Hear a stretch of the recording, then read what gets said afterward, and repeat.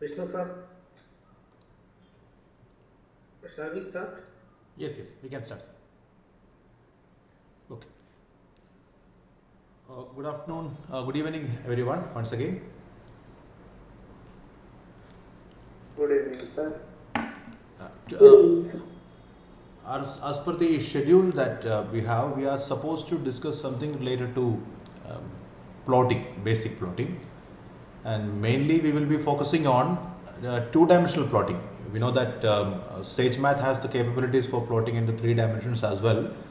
But three dimensions, we will be doing that three-dimensional plot after we will discuss some calculus related stuff, so that the vector field and all these kinds we can plot provided we understand the concepts of vector calculus. We will be discussing certain vector calculus, and after that only we will be moving to three-dimensional plotting. Okay. Today we will be focusing on two-dimensional plotting only. Right.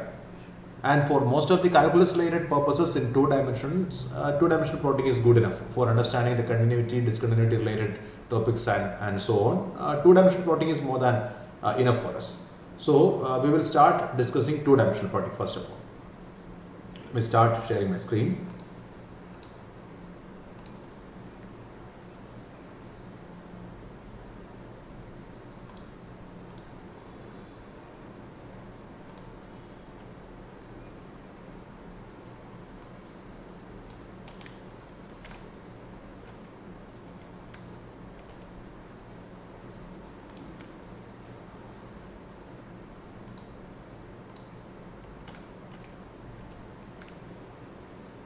I'm starting a new worksheet here.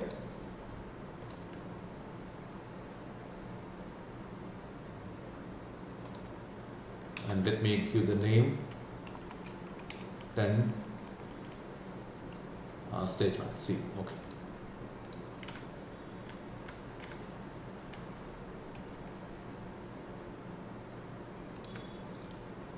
So the very basic command that we have to understand in plotting is nothing but plot. Okay, a simple plot can be achieved by using the command plot and mentioning the function name. And if it's a built-in function name, there is nothing at all to worry about. We can straight away put that function name inside the plot command and the plot will appear. And between which x and y, that's automatically determined by Sage if you are not specifying any such thing. Like this. Suppose we plot the graph of sine x. But from where to where we have not specified, so I'm just typing plot sine of x. It will take some time initially. It's coming. You can see that the plot has happened between the range -1 to 1. Therefore, the automatic range taken by the plot command, if you are not specifying any range for x, is this -1 to 1. Now, suppose that we modify it slightly. Suppose that we modify plot sin x. Now we specifically say between minus pi and pi. Remember that pi and minus pi can be the value pi can be achieved directly using the symbolic named constant pi. So suppose that we plot this between minus pi to pi. The curve is here.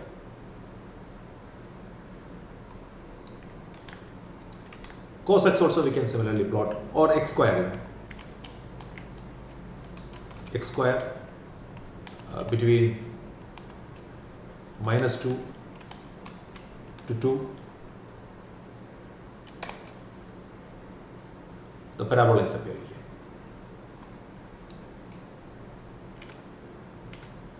Okay, let me update all this in the Google Sheet as usually we do.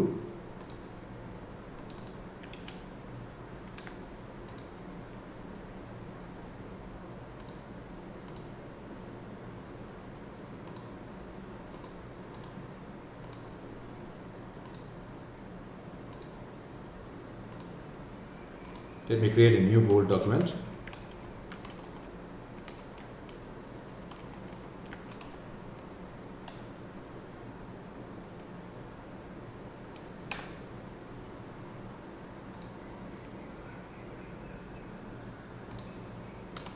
Day 3.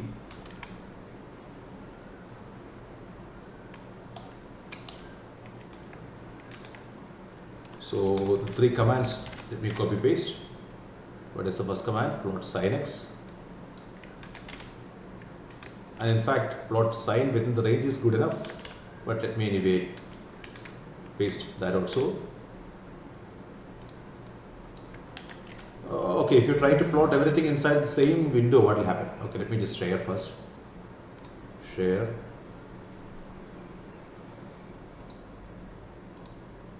I'm sharing.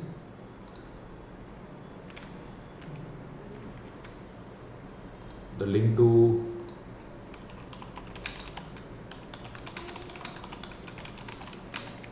is here.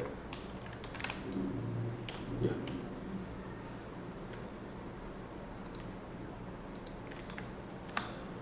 Here it is.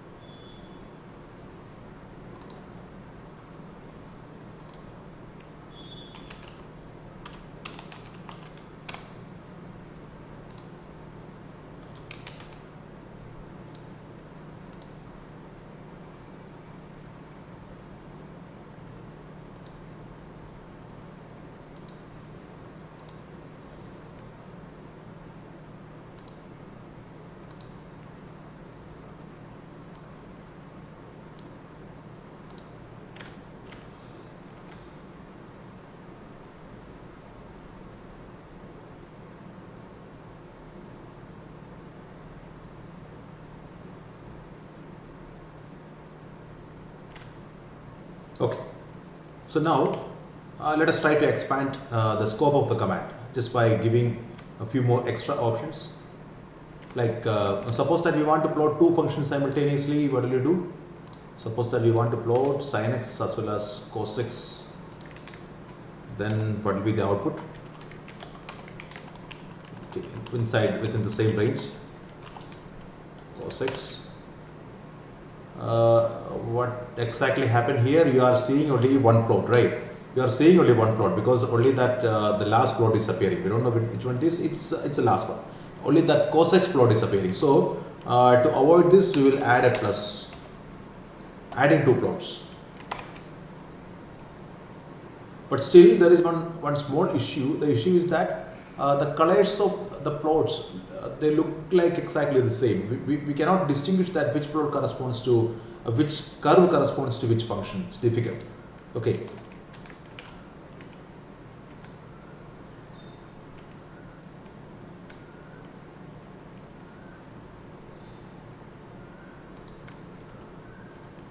I'm updating the Google document. Updated. So let us try with one more extra option, plot sin x comma cos x. Will this work? Let us try.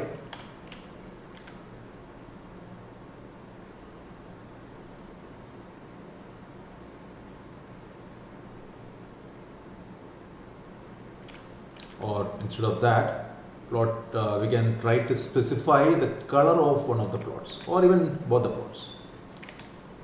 What color we will give? We will give extra color parameter. Color parameter we will give as color green, say, and color black, and let's see. Yeah, you can say that the color parameters are appearing here so that we can easily distinguish. And we can extend this to any number of graphs. Plus, we have already plotted the x square graph. But now see that we are using different x ranges. Okay, domains are different. Let us see that what exactly happens. We know that minus pi, that is from minus 3.14 to 3.14 approximately, and minus 2 is a shorter range. So what SageMath will do in case we have different range, different domains for the plot function. Let us see that. Maybe we can give a color even here. Color equal to blue itself, the default color. If you do not specify anything, it's going to default blue color. What's happening now? So it is giving from -3 to +3. So if you are not specifying anything, what happens is, if you are specifying different domains for the plot function, what happens is the largest range is taken as the common, the largest interval is taken as the common domain for all the plots. Command updated in the Google Sheet.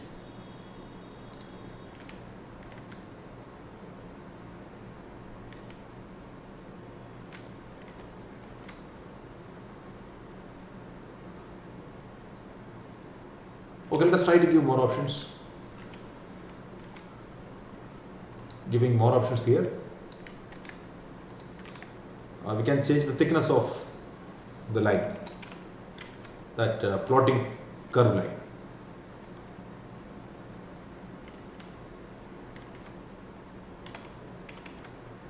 Thickness.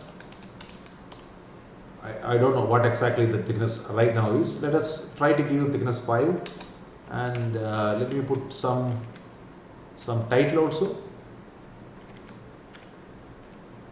That also I don't know whether if I give the title to only one of them, will it work for all? Title, what is this? This is sinus. Let's try what happens.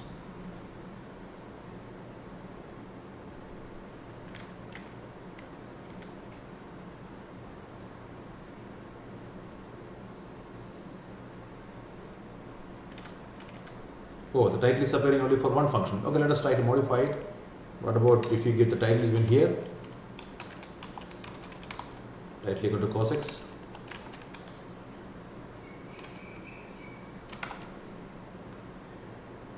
See that only that the last title whatever we are giving is appearing. Okay. Now an alternate way to do all this. So say P1, the first plot is this. Okay, I am defining different plots.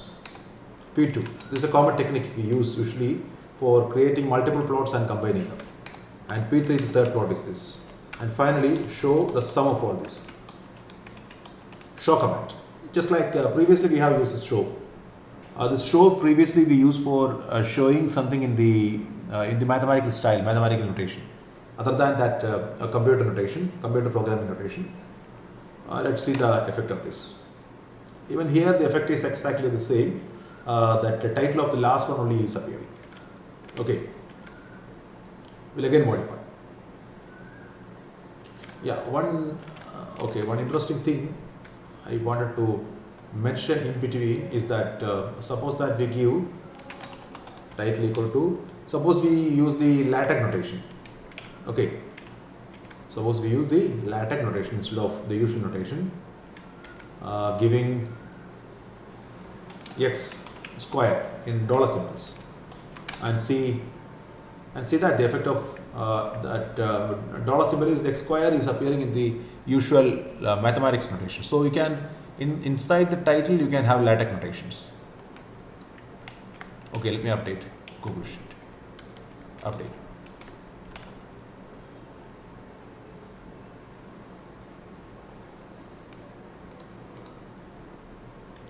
To see what are the other color options, maybe you can try with the familiar color names, the names that are very familiar to you, like gray, orange, etc., etc. Just try and see.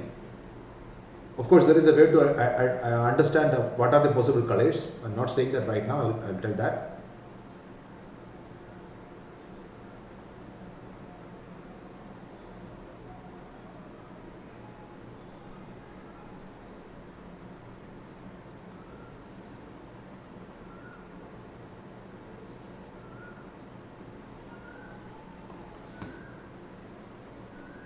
Okay, what I wanted to say is how to give titles to different graphs so that we can easily distinguish. We have seen that the thickness is changed.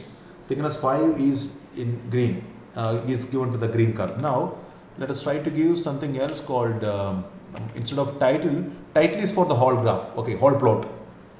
Inside the plotting window, you will be seeing only one title. So, instead of that, we are trying to give something called I'm trying to do something called, instead of title, legend label, and see the effect. Much better. Let's try to add it even here. Legend label instead of title.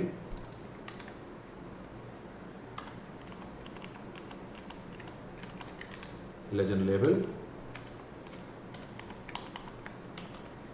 x square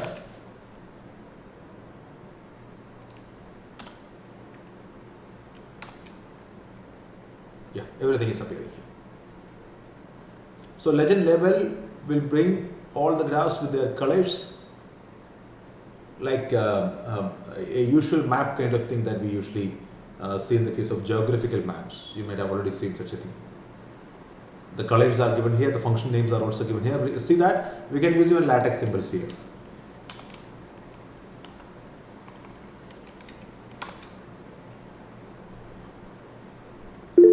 Yeah, it's appearing, but not really that great.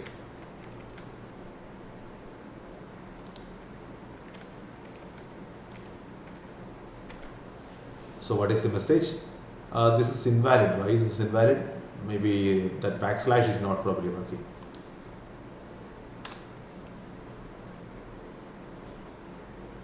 It's coming as we expect, but Sage is not really interested in that symbol. Maybe for text he is not interested in that. Only for some minor things he will be accepting that that notation.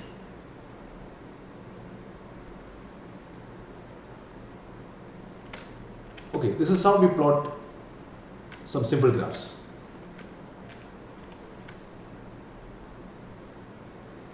But see that there is one interesting thing that you might have probably observed, that we have plotted only the already existing functions available in SageMath. We have plotted. We haven't plotted any other user-defined kind of function.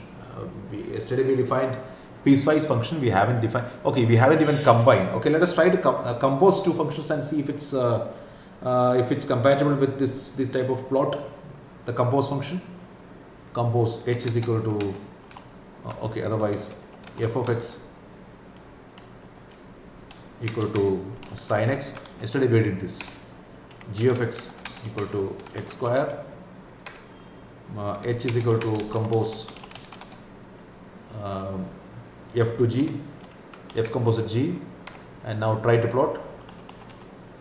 plot h in range -1 1.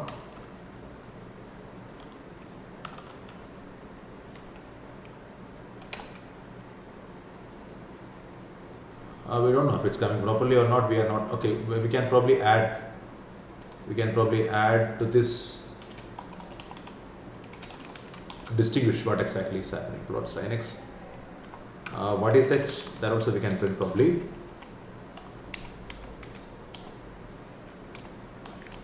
So, do you think that -pi to pi is a better option?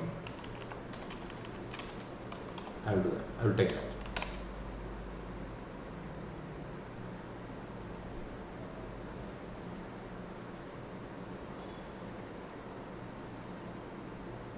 The function looks like this.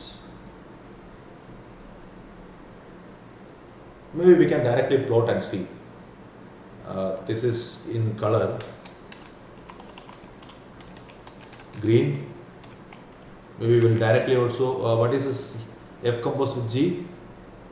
So g applies first, therefore x square, sin after that, this is sin x square. Let us try to see how do the sin x square looks. How do the sin x square look? Sin x square in color. Oh, one bracket is missing here.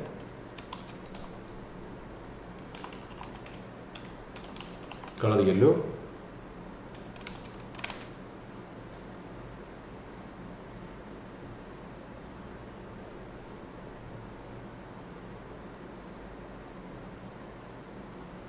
Adding thickness also.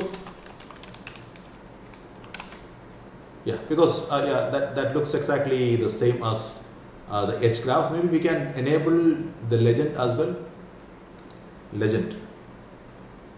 What is the name that key? What is that keyword name? Legend label, right? Let us even enable that. Legend label equal to sign of x square in dollar. This is the legend label.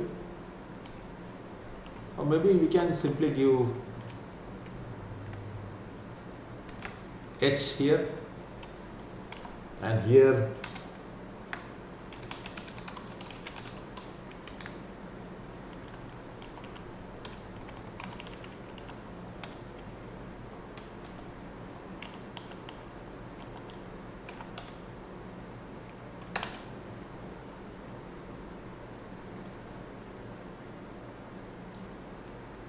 H is this green one and yellow is this sin x square. Both are the same.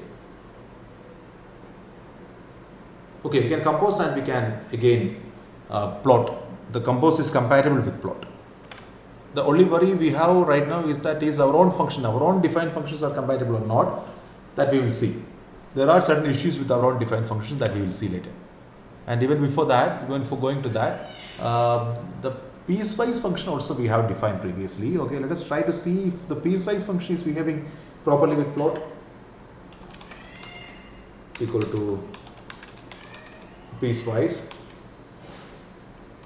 We want to give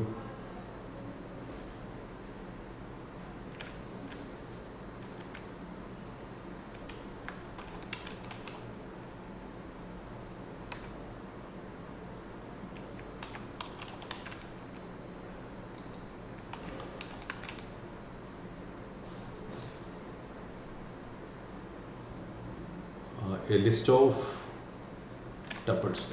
That's what we wanted, right? Piecewise, a list of tuples. So 0, 1, let us give open interval 0, 1, let us give 1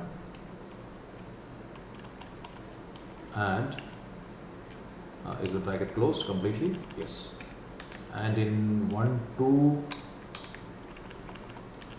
1, 2, let's give x and now trying to plot f in the range 0 to 3 or 2.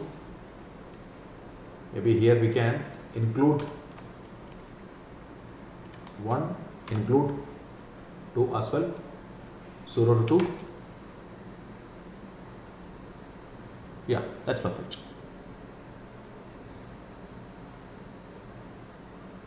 Up to 0 to 1, it's not. It's not. Is that really perfect? Okay. Yeah, that's correct. So now, oh, sorry, I have not updated the Google Sheet for long. How far I have updated? Show P1 plus P2 plus P3. Okay, it's not long. Okay, this one I will update. Google Sheet is now updated with even this one. That piecewise function also can be drawn like this.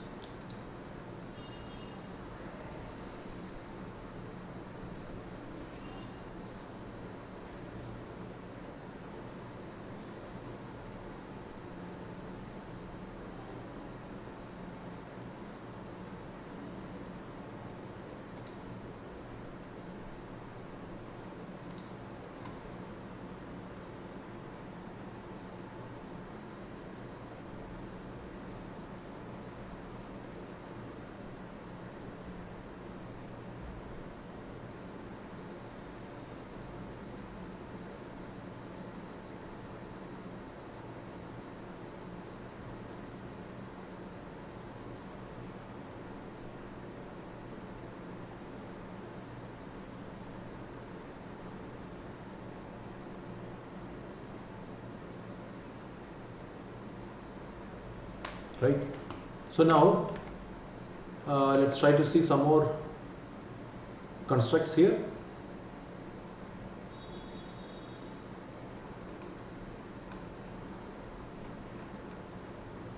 some more extra functions, built-in functions. So we know that here we have used the structure plot f of x, right? Where where y is equal to f of x is an explicit function. So this is not actually good enough for constructing a circle. So if you want to construct a circle, what do you do?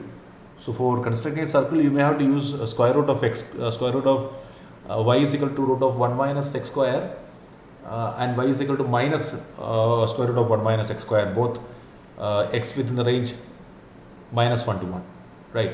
Both these we have to use. Let us see that.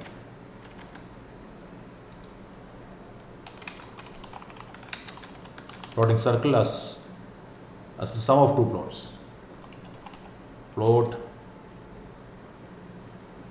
square root of 1 minus x square in the range minus 1, 1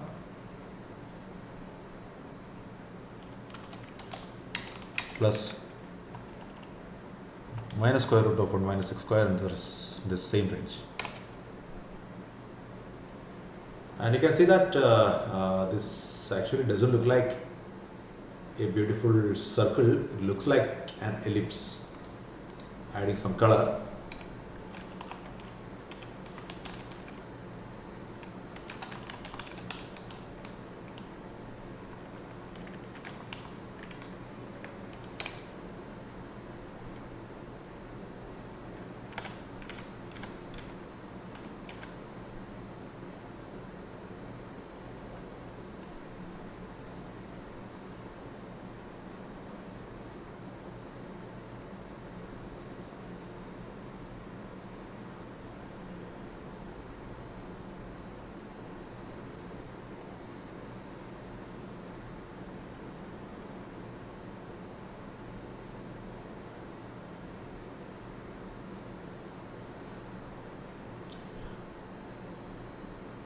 So what here happened is that it looks like basically a square, basically an ellipse, because there is something known as an aspect ratio, which is a ratio of y-axis to x-axis, which SageMath automatically determines, so that depending on the screen size, the resolution, etc., this will completely fit into the screen.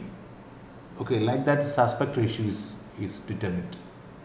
But if you want the aspect ratio that to appear exactly x and y to be given the same kind of preference, you need to specify that what exactly your aspect ratio is, right?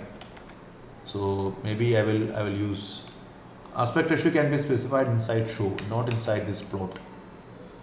Even inside plot also we can see if it works.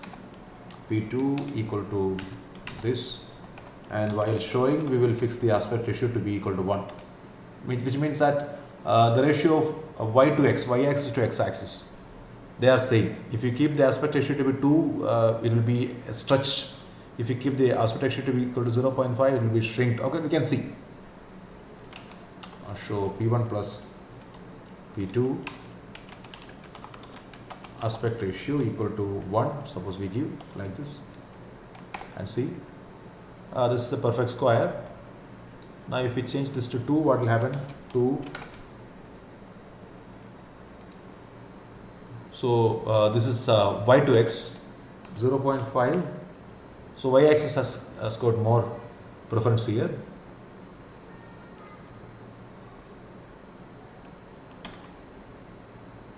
This is what we actually see. By default, it was choosing 0.5, I guess. Is it not 0.5? I think so. 0.5 is the usually taken aspect ratio. If you take 0.25, the aspect ratio will be further elongated like this. So aspect ratio equal to 1 will plot your picture inside a unit square or square, not necessarily unit, square. Updating the Google document. Please see.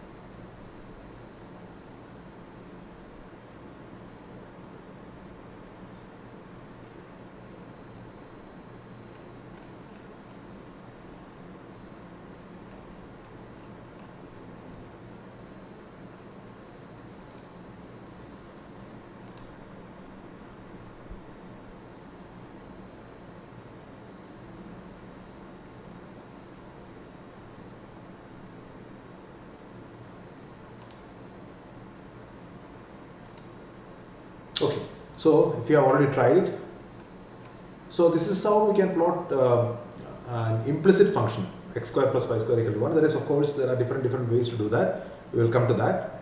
But even before going to that part, let us try to see some kind of anomaly.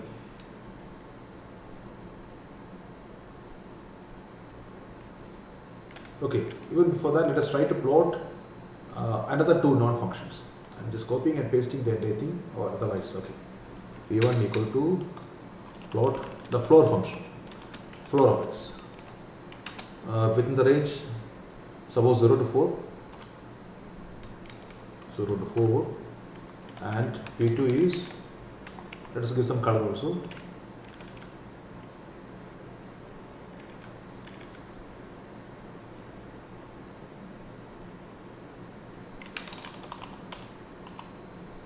Will orange work and will yellow work? Yellow we have already seen that it works. Show P1 plus P2.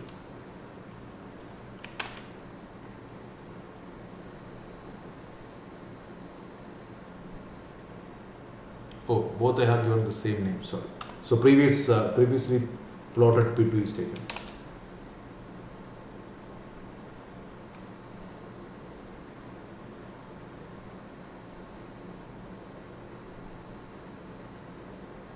Okay, you can see that why this happened is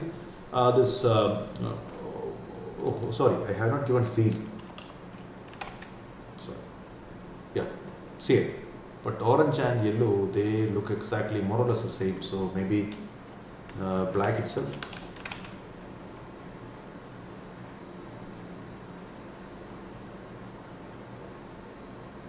Changing the thickness slightly to distinguish.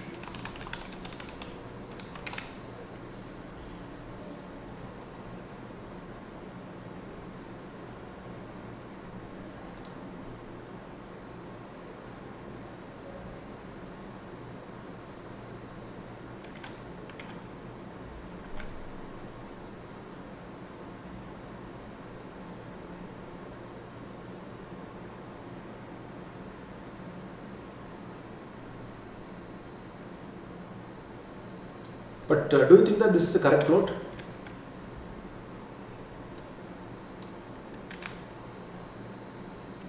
Do you think that this is the correct plot? Okay, I'll just plot only one. Show P1. Do you really see any problem here with this plot?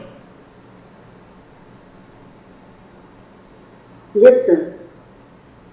Our integer points graph is not correct. It should be discontinuous. Yes. But here it's known as a continuous function, right? It's a continuous curve. That is not actually the correct thing, because at 1, when it becomes in the range 0 to 1, it's equal to 0, and from 1 to 2 it has to be equal to just 1. But from 1 to 2 there is no connection. But here it is shown as a continuous step kind of function. That is not actually the correct thing, right? The issue here is that the discontinuity is occurring exactly at one point in the exactly at a countable number of points or finite number of points. So to understand what exactly here happened, we need to probably realize that how a computer program tries to draw the graph of a function. How does the plot function work? Okay, so what happens is, it takes, whenever we ask the plot function to plot, not only this SageMath plot function, any computer graphics function. So what does it do? It takes a finite number of x values and corresponding y values, and it assumes that the function is continuous. It assumes, most of the times it assumes that the function is continuous. It tries to connect one xy coordinate to the next xy coordinate and keep on going like that. That's why this connection is happening. This should not have happened. Mathematically this is wrong, but this is how most of the computing software using mathematics works, which we use for doing computations in mathematics work. Right, this is actually an issue. there are discontinuities at 1, 2, 3, 4, etc. Everywhere we have discontinuities, then this should not have been a connected graph, right? But at this stage, we cannot blame SageMath alone, because determining points of continuity, discontinuity is really difficult for even mathematicians for many functions. So we cannot expect Sage to do that, right? So we need to apply our own mind before accepting the plot to be a correct plot. If it's a continuous plot, it's fine. Sage will, unless there are ill-behaved points. If there are all well-behaved points, SageMath will perfectly plot. But if there are ill-behaved points, the plotting is going to be somewhat suspicious kind of thing. We cannot actually trust, right? So continuous plot for the discontinuous function. That's what here happened. Okay. So to avoid this thing, what we have to do is that we have to exclude certain points. That's the only way. We have to exclude certain points after determining which points are going to create some problem. Okay, I will show you that, but how to automate that exclusion, that we will try to see later. For the time being, I will try to explain that how to exclude points manually. Okay, so that this discontinuity will not happen. Simply give exclude. So what are the points connected now? 1, 2, exclude equal to a list of points. 3, 4, I think that should. Now you can see here. These points are now excluded from connecting. So SageMath did that more or less decently. Now the same thing can happen even here for the seal function. Yeah, here we have to exclude the 0.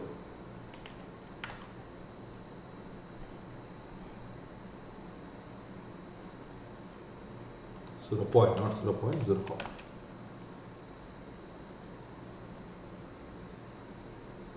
Right. This is how we should treat this discontinuous points. Now the question is that how do we tell Sage to automatically do this? It is a kind of difficult thing, but still we have, of course, tools to detect continuity. We can write a code to detect continuity where there are certain suspicious points, and we can ask SageMath to add that particular point to an exclusion list. We will try to explain that thing when we discuss the techniques about continuity and so on. One more function creating same kind of issue is the tangent function. Minus pi to pi, suppose.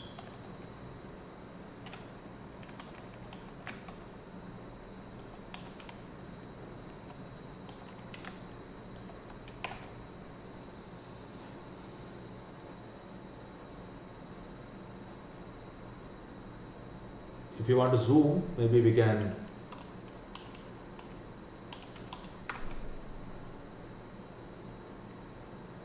what's happening here? Minus pi to pi. Where is that happening? Pi by 2. Right?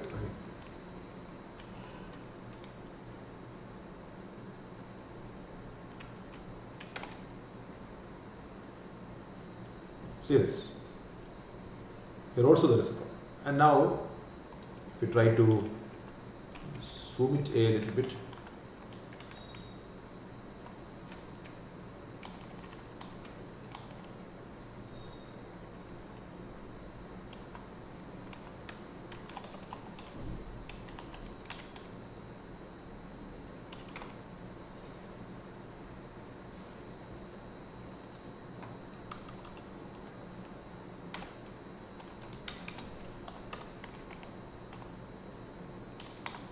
P1 plus P2.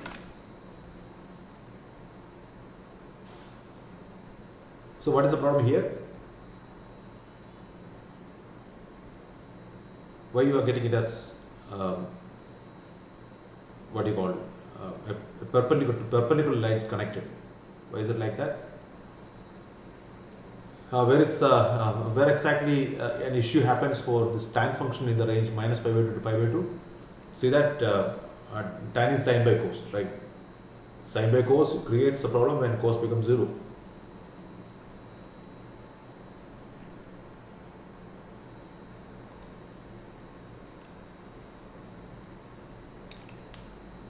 0.1, the function is now smooth, because at pi by 2 it's creating the problem. So to avoid that problem, okay, let me just copy paste the entire code to the Google Sheet.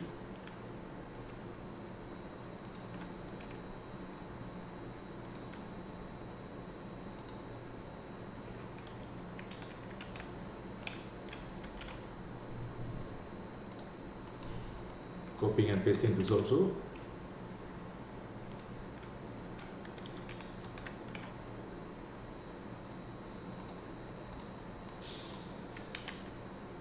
Now in the range minus pi by 2 to pi by 2 there is certainly an issue.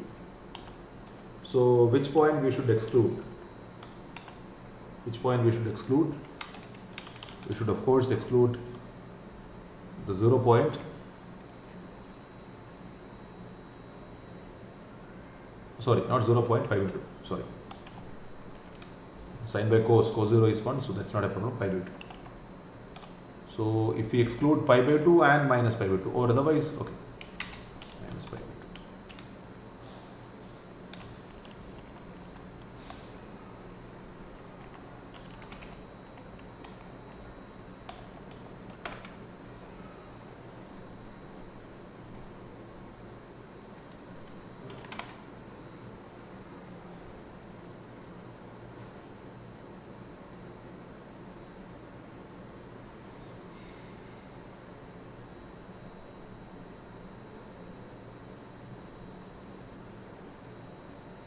So what's the problem here now? Any guess?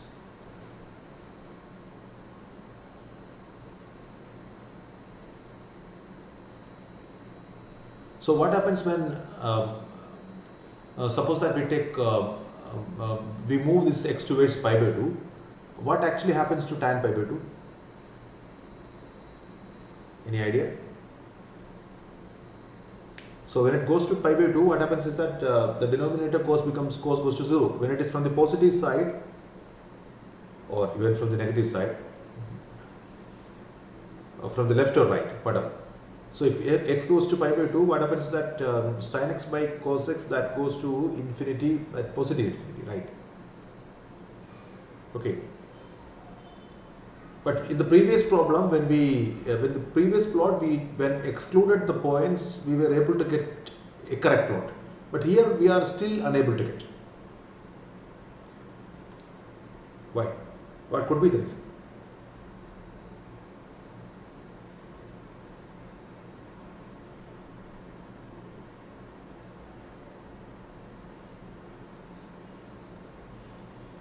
Still the problem is that previously we were having some kind of bounded function, right? The function was bounded, floor function, seal function, all these are bounded, but tan x becomes unbounded when it goes to pi by 2 or minus pi by 2. Therefore, Sage is assuming huge values for the tan function when it nears, huge positive values for when tan nears pi by 2, and huge negative values when tan nears minus pi by 2. Okay, that's why it's showing some strange behavior.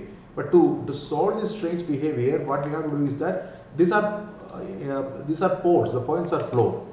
The points are not ordinary discontinuity points; they are poles. So we simply say we can give an instruction to Sage to exclude poles.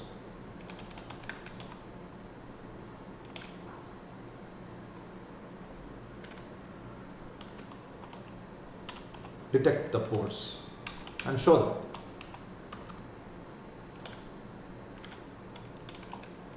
Let us see the effect of this command, effect of this extra parameter.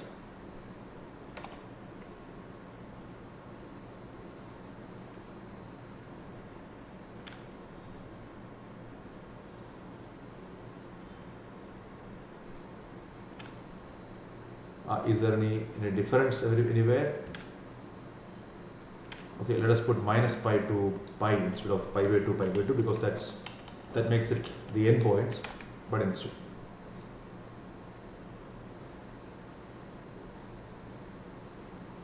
Maybe we can even remove the thickness command.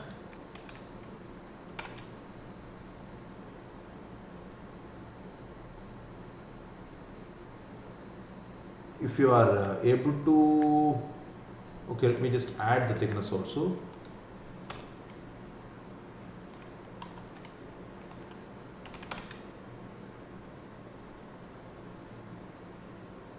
But thickness makes it very difficult to identify. You can see that there are some dotted points here given, right? Towards the upside, you can see.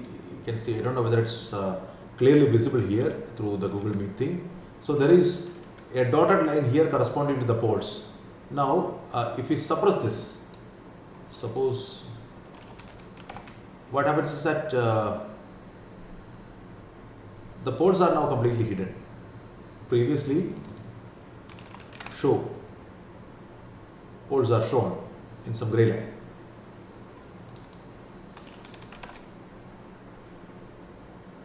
Now you can see, hide, the poles are hidden.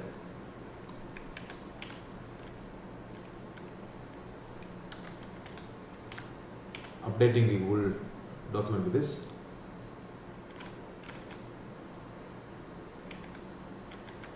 Let us try with one more function. X into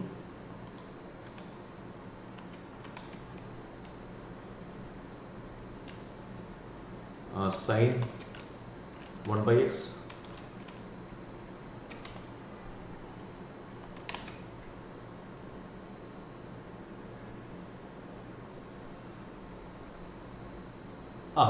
this cannot be treated considered as a pole because it's not going to infinity. Sine 1 by x is always bounded, so that will not create any problem. Maybe we can even try to make take a smaller area.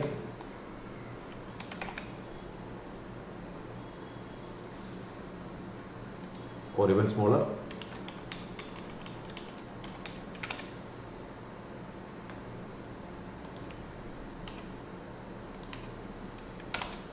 Further, yeah, or 10 to 3.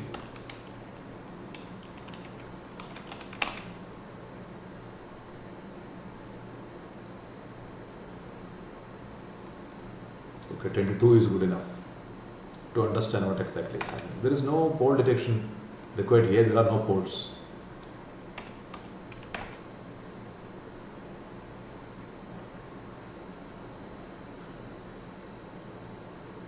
If you use 1 by sin x, poles is going to be there. 1 by sin x.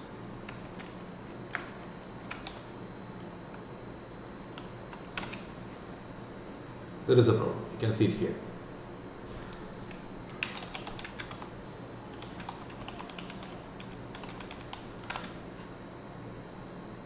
Detect poles.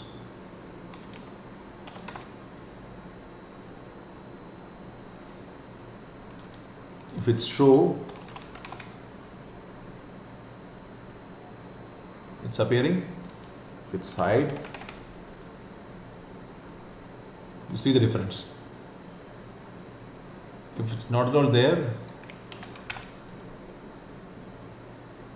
it's getting joined is what I guess.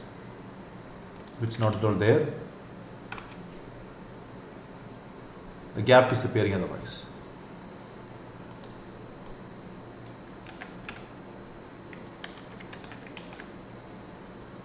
So the Google document is updated. You can please try in the SageMath.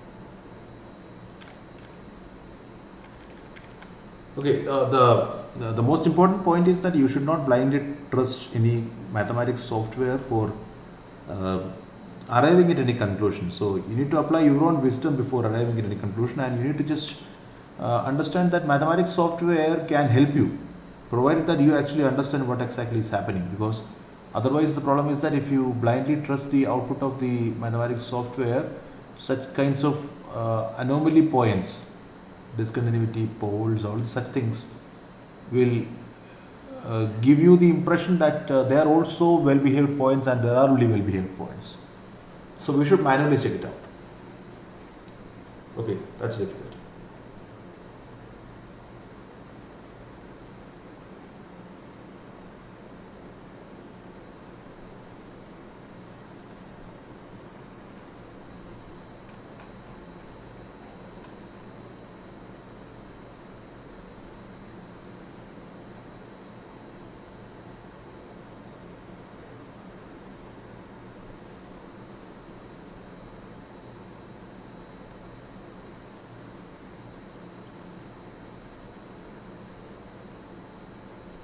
Right.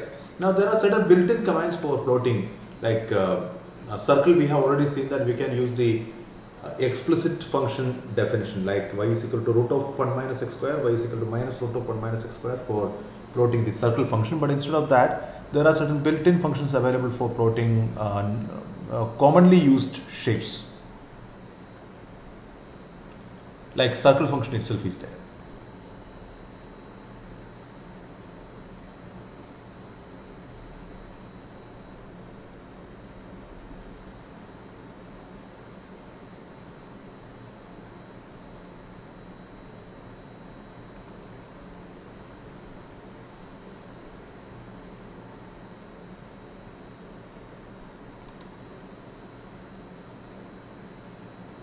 Let us see the circle function, circle plotting function.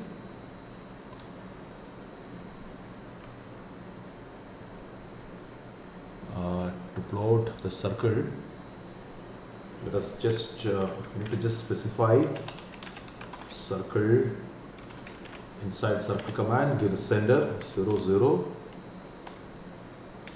and radius 1, and maybe we can keep it as inside the variable p1 and show, or otherwise we can simply put the circle command.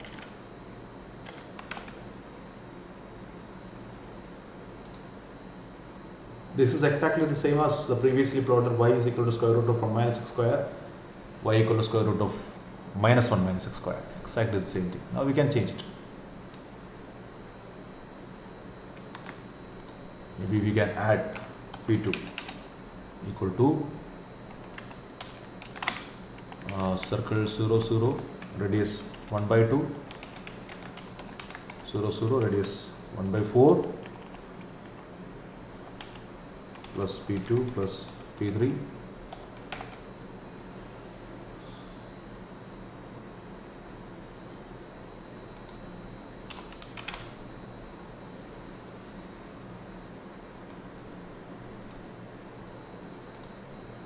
Or 1 by 3 .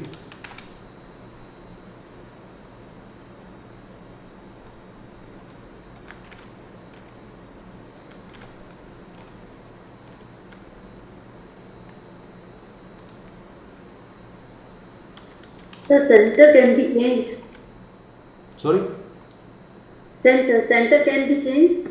Yes, 0 0 is just one center. The origin only the origin I gave, that's it. If you want to give something else, 1 2.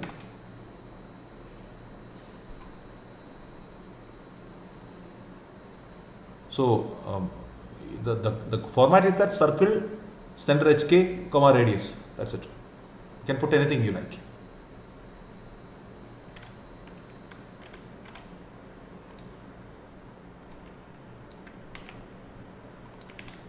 So fancy stuff also you can create if you want. So 0.5, 1, or and 1. So 0 0, 0.50, no, 1 0, everything on the x-axis, same radius.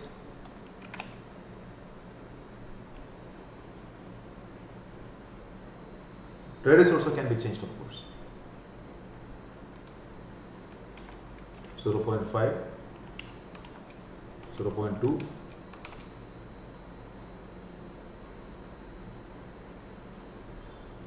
of course you can change the color just like in the previous case.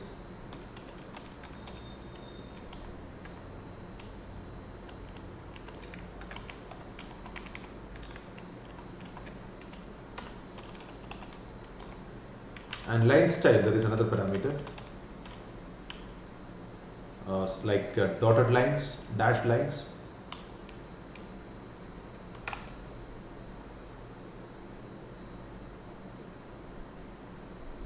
Oh sorry, not this, dashed.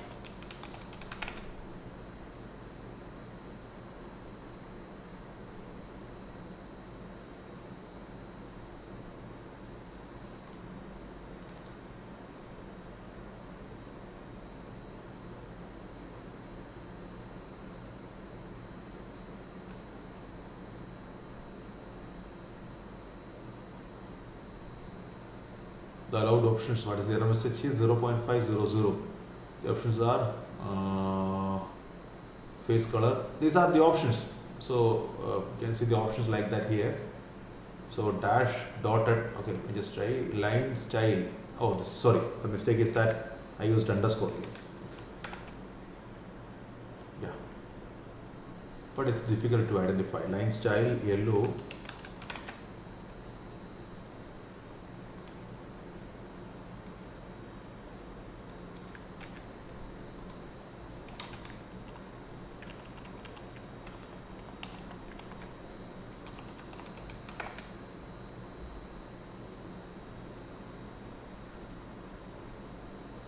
Since it's difficult to identify in a small picture, let me add it here. You may require the thickness.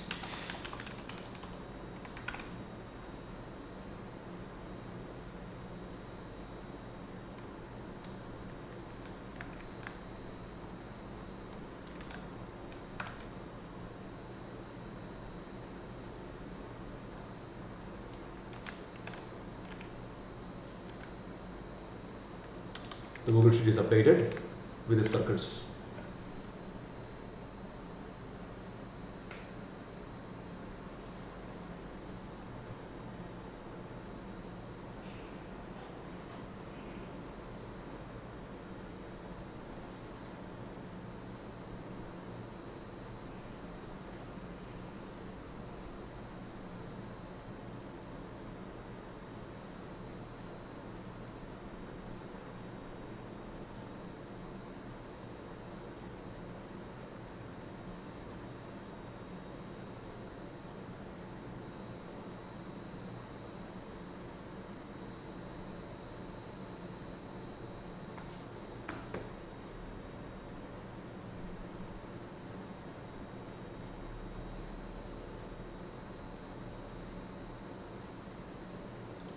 Like that, just like circle, there are the other kind of stuff also. Built-in functions, just like circle, there are a few other things also, like polygon.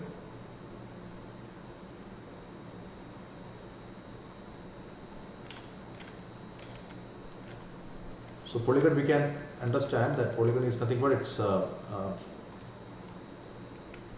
connecting from points to points, continuously connecting points to points.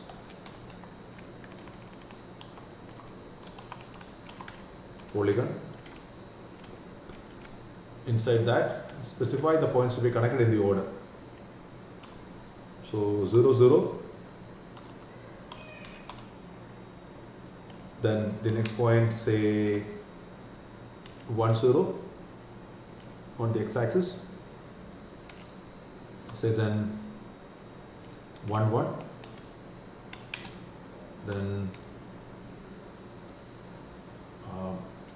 0, 1. And to distinguish, probably, okay, this is actually a list of points, list of lists. Okay, list of lists. And after that, maybe the color also I will give green.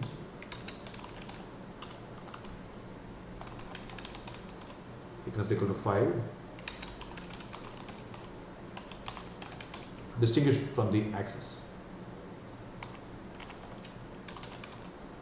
showing P1.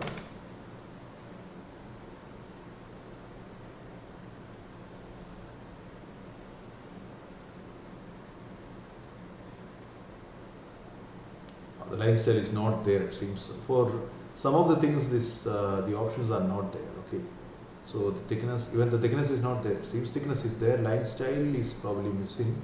So I'll remove that. One good thing about Sage is that it actually tells you what are the possible options. The color green, okay, this became a fill color. Maybe I will ask for some help instead of plotting. For asking for help, just type the command and give a question mark.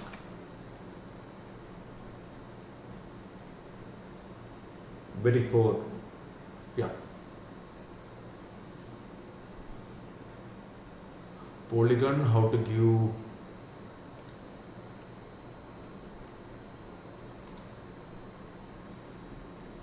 type function, as long as they are valid. Type function, what are the valid things? So polygon 2D, okay, it says that polygon 2D is the command that I should try instead of polygon. Polygon 2D, polygon 3D, okay, I'm trying that. So what are the options here?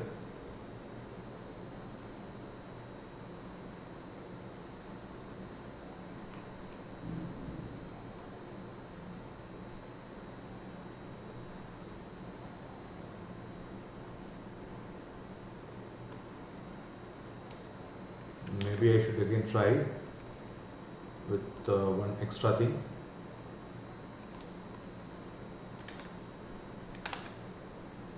RGB color, edge color, thickness, legend label, fill, true.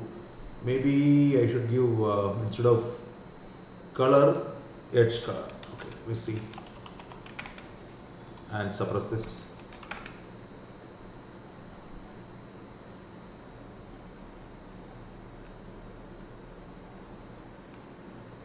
Oh, show P1 is missing.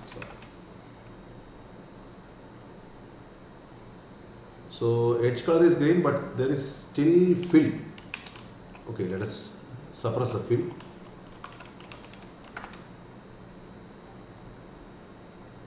But now edge color itself is missing.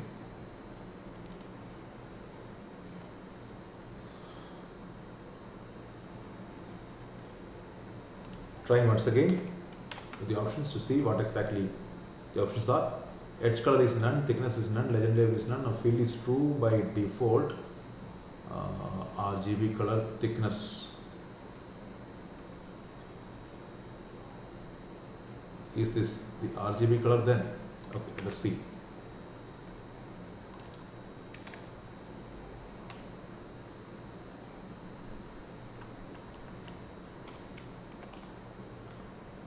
I'm just trying.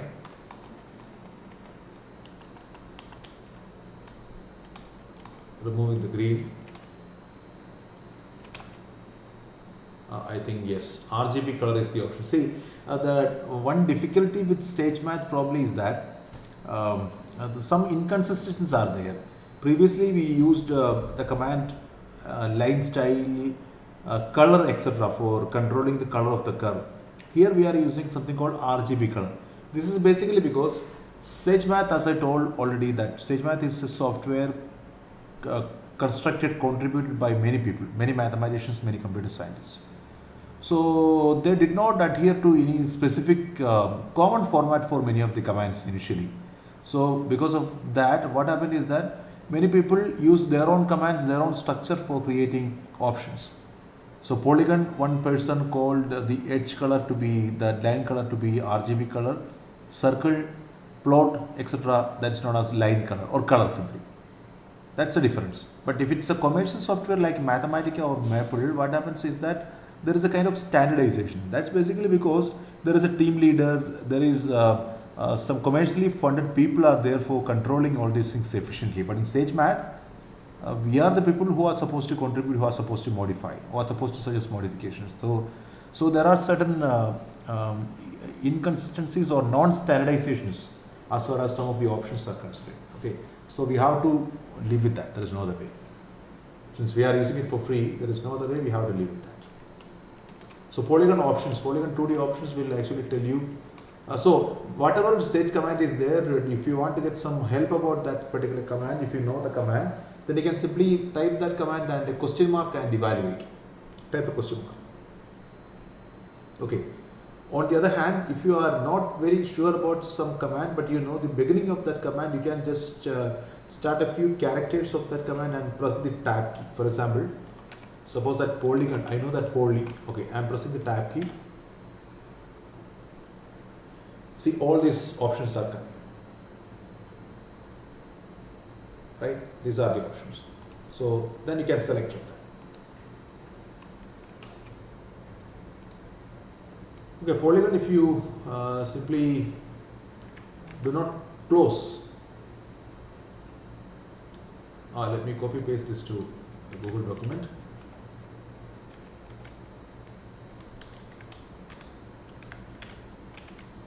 I have done. Excuse me, sir. Yes. What did you click to check the options? Options means starting with poly. Yeah. So if the command, you're not sure about the command, then So start the first few characters. yeah. Press the tab key. Tab. Okay. Tab.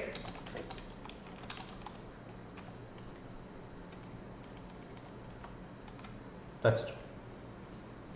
So, but is this working in Sage Cell server as well?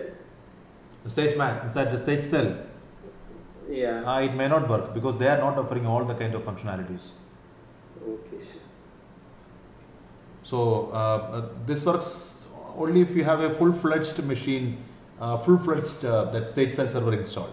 Sage Cell is something, it's a kind of what you call free of cost thing. So they are offering only minimal things for you to work.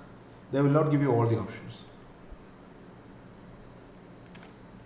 Okay. So Okay, sir.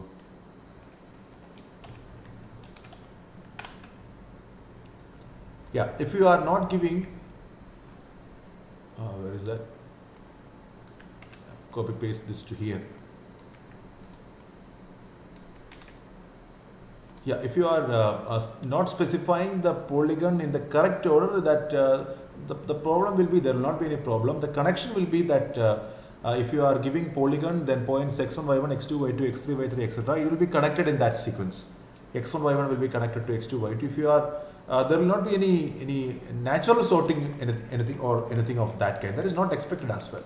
Suppose that you are giving it like this. Okay, so you have changed the order of the points. Then in that order it will be connected. See this. Okay, you need to be careful about specifying the points in the correct order. If you specify only 2 points, what will happen is it will be just a line. Or if you specify 3 points, it will be a triangle.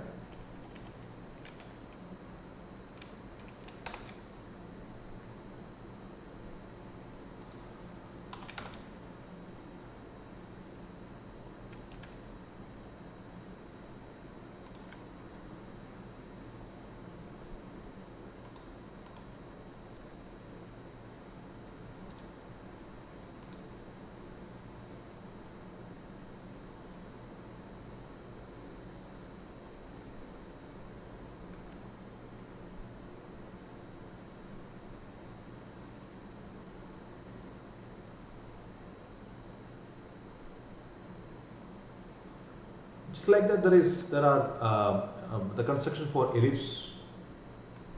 Okay, I will tell the ellipse command now.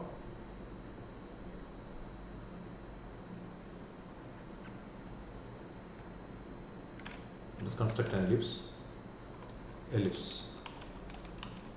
Specifying the center first.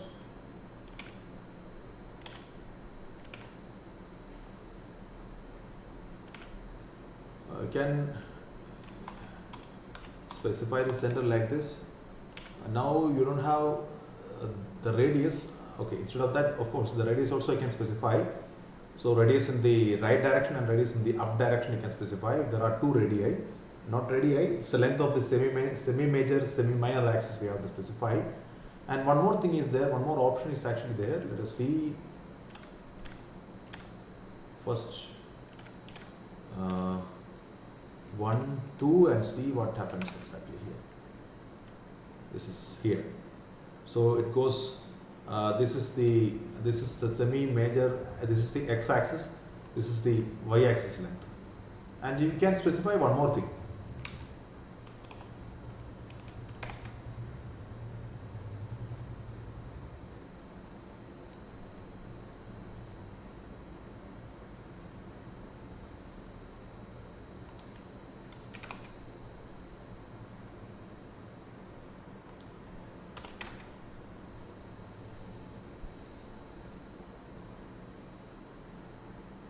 This is rotated now 45 degrees in the, this is now rotated 45 degrees in the, so which direction is rotated? So previous, yes. Okay, let us go for the standard one, 2, 1. Yeah, this is now rotated at 2, 1 without rotation, which is 0 rotation. It is this, the ordinary ellipse. If you rotate it by pi by 4, so this will be rotated in the clockwise direction pi by 4. So angle also you can specify. Right. Center is as in the previous case. This is the center.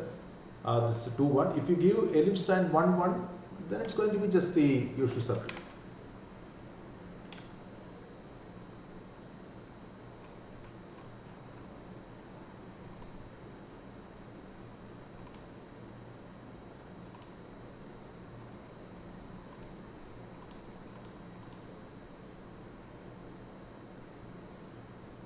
Okay.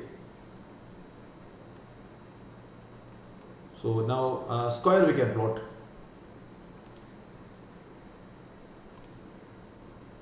One more. Circle we have already seen. Now ellipse we have seen. Arc also we can plot. Let's see the arc. So if you want to specify the arc, then you need to say that arc we have to specify the circle first of all, and after that we have to specify that from which sector to which sector we want to mark.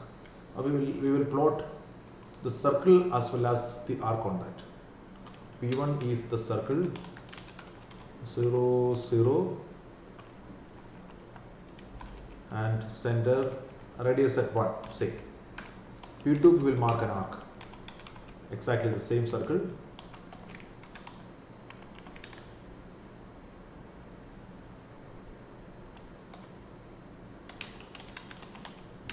That sector from where to where you want to take.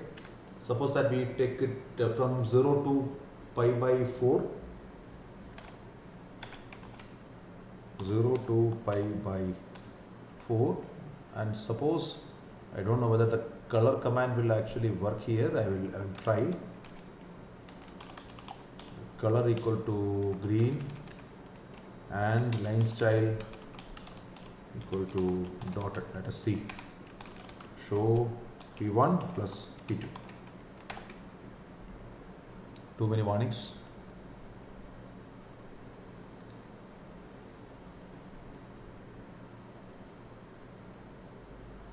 Spelling is wrong. Okay. Did it come anywhere? Line style is dotted. Maybe we should thicken. Otherwise, it's difficult to identify. You see this? It's here.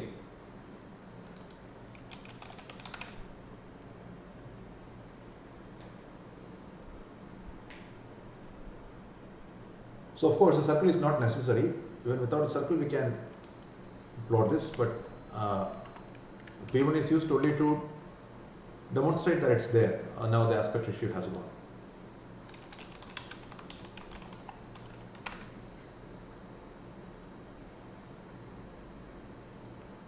I don't know what's happening here. 1 to 0.7, because it's only up to that. It tries to okay, aspect ratio should be specified, not here.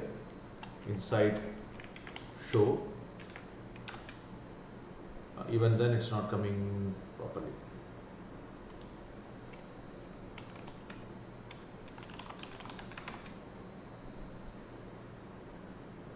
It's going somewhere else.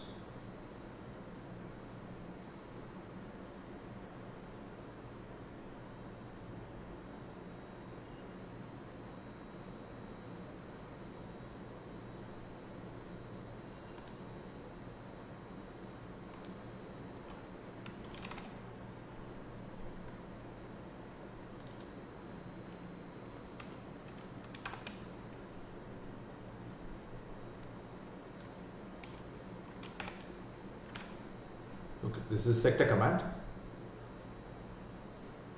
Sector option, sorry, not command, sector option. Now there is the disk option, which will give you a filled circle, not necessarily filled complete circle. Even sector is fine.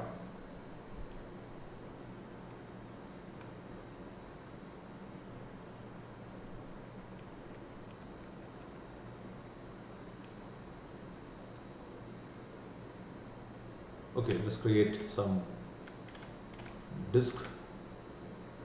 Oh, let me copy paste this to the Google document first. Document is updated. Now creating a disk. So D1 DISC, okay, DISK, see, 0 0 the center, and radius is 1.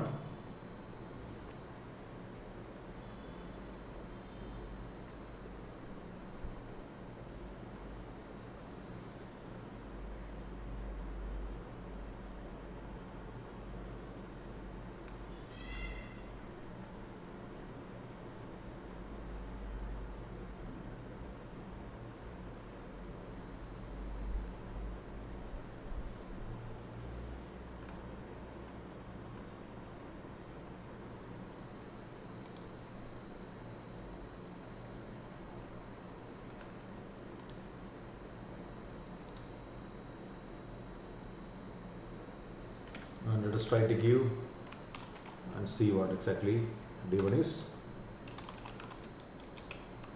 after plotting. One required to position, okay, angle. What is angle? Let's try to give some angle.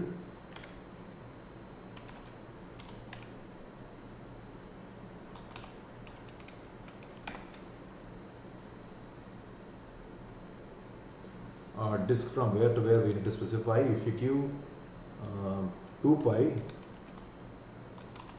probably this is a full circle, and the color, I don't know whether it is a fill color or not. Yes, this is a fill color.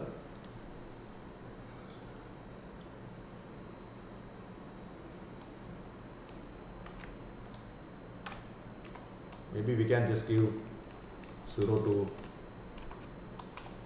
pi by 4.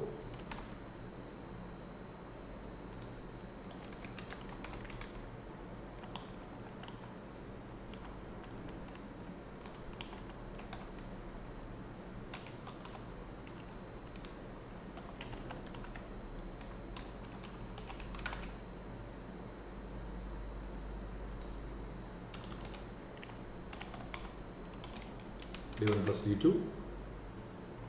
So can make colorful things.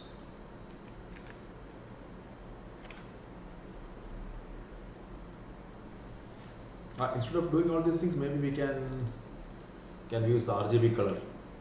That's another thing.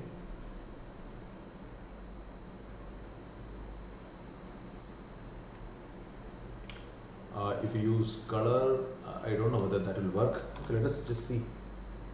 0 1, will it work? I think it is working. Let's see. Yes. So if this is possible, what you can probably try is to create, okay, let us do it in a loop to see some nice picture. Let's try to do it in a loop. How to do that? plotting in loop.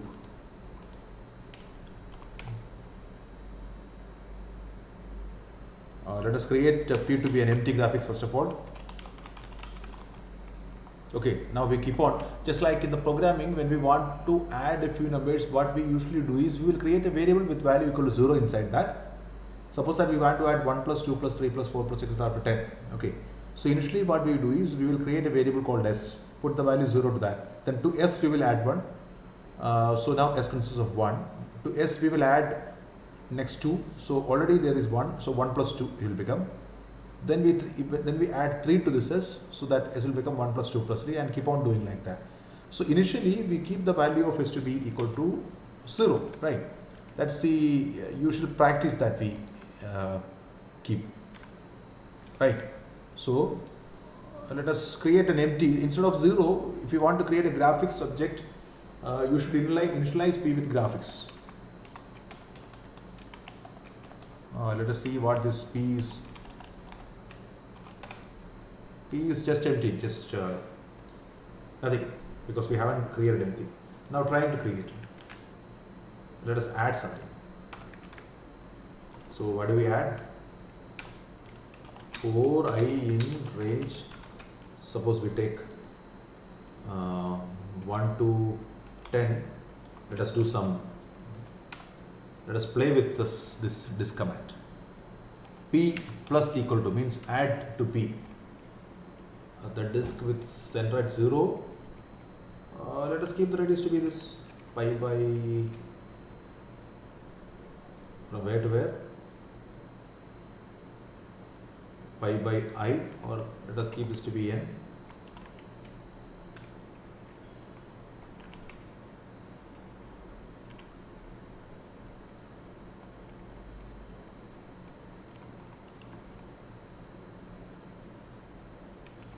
Something I am trying to try, pi by n plus 1, something. Color. Okay, let us see the effect of this first of all. Show me what will happen here. So this is again the complete picture. Now instead of that, let us change this sender to what? To n.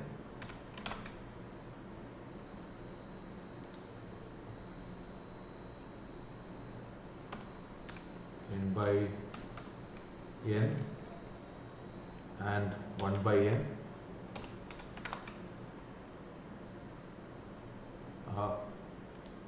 Great.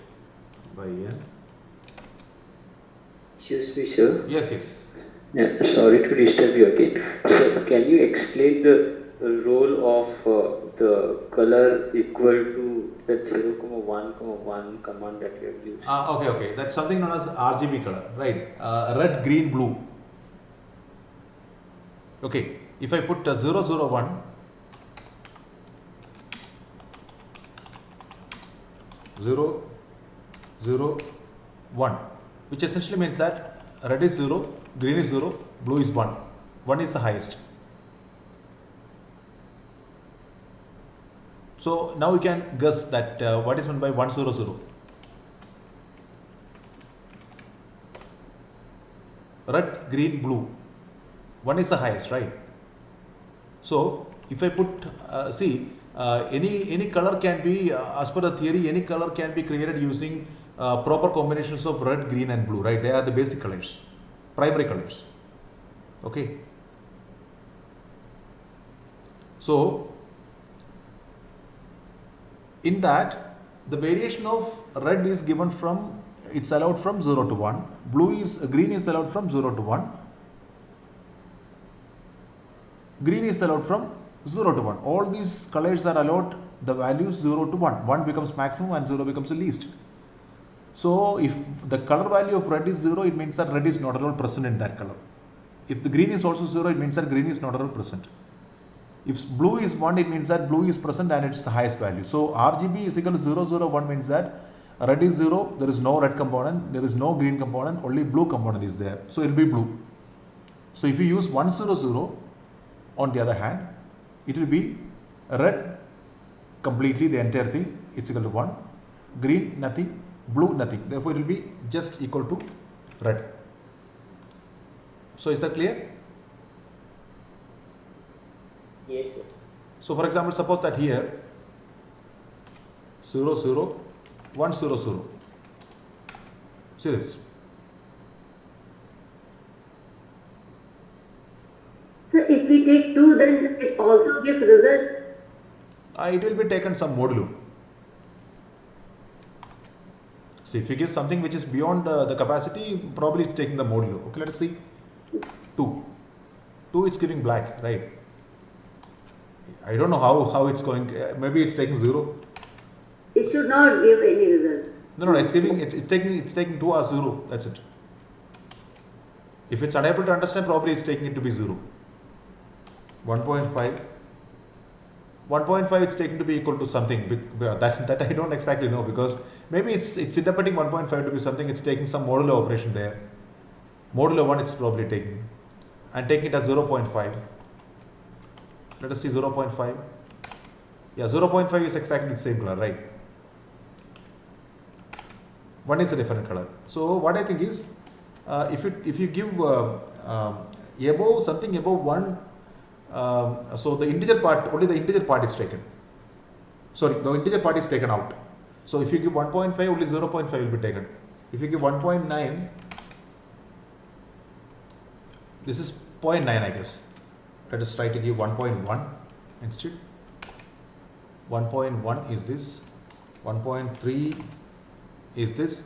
What about 0.3? I think 0.3 is also coming like this, exactly like this. 0.3 and 1.3 are taken exactly the same way, I guess. Yes. Maybe here, if you give 3, 003, where is that? 003, it's taken as modulo 3. So it's 0, it's taken as 0 there. So 3.9, yeah, it's going towards green because it's taken as 0.9. Okay, I think it's taken as the integer part is taken out. Whatever is left is taken. Yes. Okay.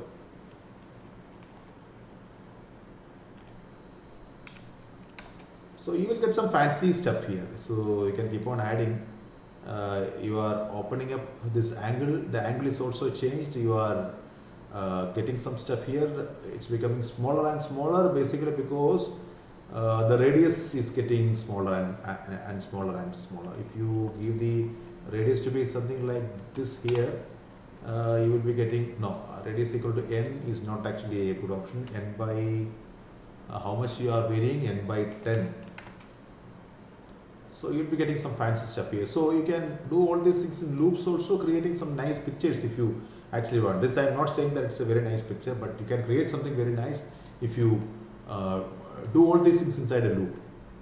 You can keep on keeping. See, RGB color basically we are using to control the values randomly inside a loop. If you are using named constants, this green, the keywords green, yellow, blue, all these things are named constants. Okay. You cannot control it using numbers. But RGB color, the good thing is that you can choose any value between 0 and 1 for each of the RGB coordinates. So you will be getting different colors. So to distinguish, to automate these things inside a loop, you need to definitely use some number. Okay, if you are using named constants, you will run out of the constants after some time. You will be having only some 10 colors as named constants. But if you are using RGB color, you have infinitely many colors, and of course, in a computer, you cannot definitely find infinitely many colors. There will be some 256 colors or 256k colors. All these things are the possibilities, but virtually infinite. Because as far as we are concerned, they are going to provide infinite colors. Thank you. Okay, that's how we create disk, and after creating disk, the other thing is the simple line. Okay, simple line, just like polygon, we can create simple lines using the command line. You can guess. So maybe even we can do this in the loop, but even before that, let us see the simplest possibility. P equal to line. From where to where you have to specify in the case of line. So just specify which point to which point as a list of tuples 0 0 to say 1 1. Oh, sorry, I gave at one point I gave it as tuple, another point I gave it as, and if I show P,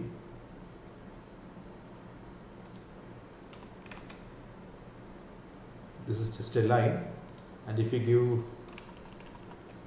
more, what will happen now? If you give 1 2 as well, this will connect. So just like the polygon, but there is no fill, it will not try to see. In the case of polygon, it seems that it is coming back to the original point, right? But in the case of line, it's not coming back to the original point, it's going straight away. So you can create lines like this, and all of the parameters we can similarly create. So the line style, the color, all these things are there. Now the very basic thing that the point is also there. The very basic thing that we require is actually the point. So for creating the point, the simplest possible command is actually point. Point is nothing but 1 2. Maybe we should specify the thickness to be something large, otherwise the point itself will not appear. So size, okay, that's a difficulty, not thickness, size. Even that size 5 is not very encouraged. 50. What about color? Color command is working. So we can club all these things. Line, point, all these things we can club. Line, point, circle, everything.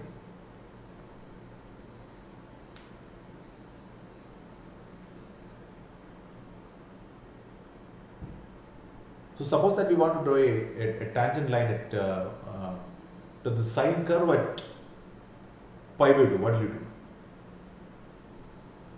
And suppose that we want to mark that point as well. So how do we club all these things? So the question is now, draw sine curve, mark the point corresponding to, oh sorry, I have not updated this probably in the Google Sheet. For someone who is looking at this Google Sheet,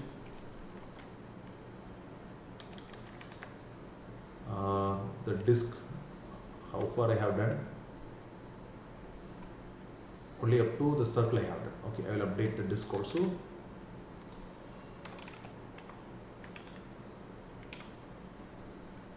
Okay, RGB color I will specify, saying that RGB color is RGB, where 0 less than or equal to RGB less than or equal to 1. That's a range. So that when I share this worksheet, that will be useful for you. The line command also, let me copy and paste. Copied. The point 1, copied. Now going to the cycle. I'm taking a minute for those who are running with working with the Sage Cell server to try.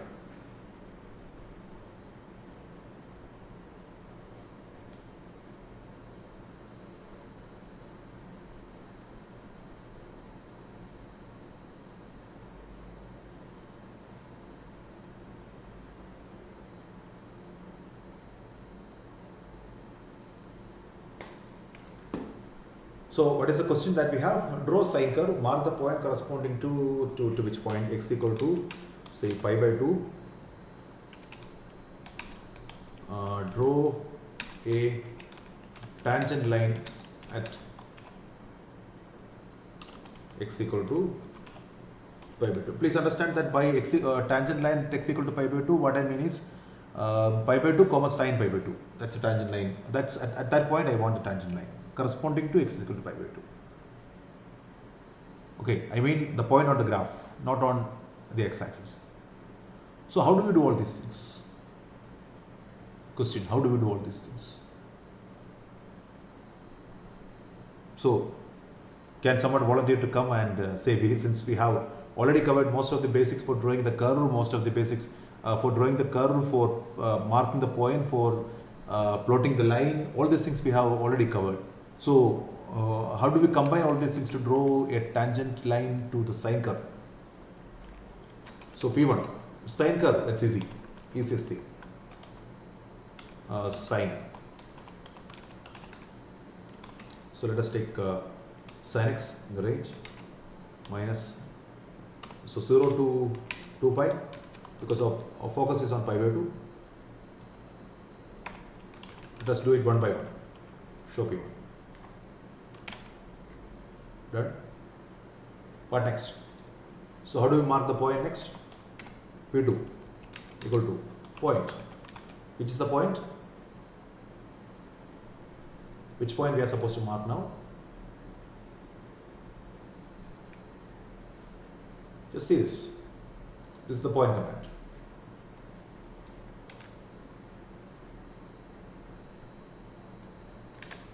But not 1, 2. But instead of that, maybe instead of doing all these things,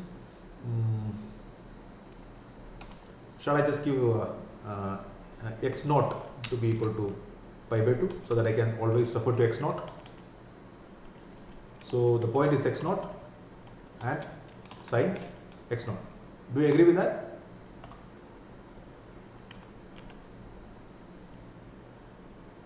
See, I want a tangent corresponding to x equal to pi by 2. Maybe I can even mark the x equal to pi by 2 point on the x-axis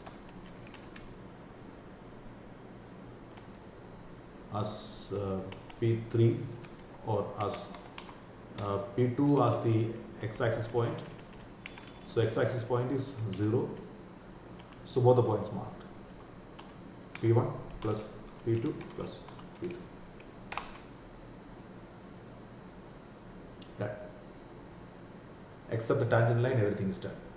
Now, how do we draw the tangent line? That's the question.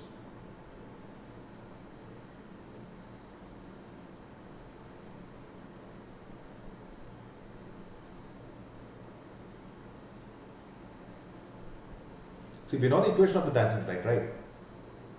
How do you find what is the equation of the tangent line? That's the only thing that we have to understand. So, if you know the equation of the tangent line, then see, this is actually a mathematics problem now, right? We are trying to solve. Sorry, ma'am.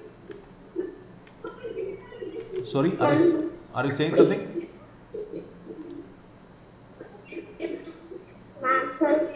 Not understand. Hello? So please mute. Okay, thank you. So this is actually a mathematics problem that we are trying to solve now. So essentially, if we know using the line command, we know that if we know the points using which we have to plot, we have to connect the endpoints of the line, we can draw that that line. That's one way. Another way, we know that if y is equal to f of x is the tangent line equation, we know how to plot that because directly simply feed it there. So y is equal to f of x, what is the equation of the tangent line? That is the only thing we are supposed to find now. So what is the equation of the tangent line? We know that it's the equation of the tangent line corresponding to sin x. Okay, the slope of that, we know that the slope formula, right? So the derivative of, what is this? Okay, the feedback link I will copy paste to the YouTube as well. So see that the SageMath becomes interesting provided that after learning a few basics, if you put into action. If you are just learning the commands, there is nothing else to try.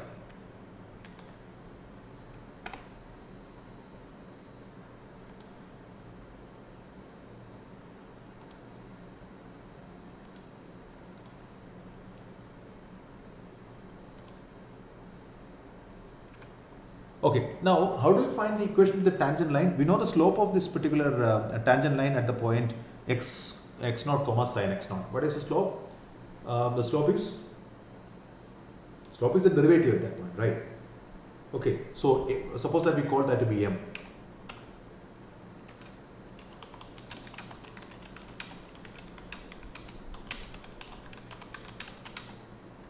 derivative of sin x at x naught. So what is it? M equal to cos, right? So this is very easy because we have chosen actually a point where the tangent line is having slope equal to 0. So otherwise we are taking the what you call the systematic route, programmatic route, because if we want to change the point, we can automatically change. If we otherwise put the value m to be equal to 0, there is nothing to do, we can straight away also do that. So without that, we are just finding this point. M is equal to cos pi by 2. What is next? So what is the equation of the tangent line? The equation of the tangent line, we know that y is equal to mx plus c, but the only thing is that we need to find out c, right?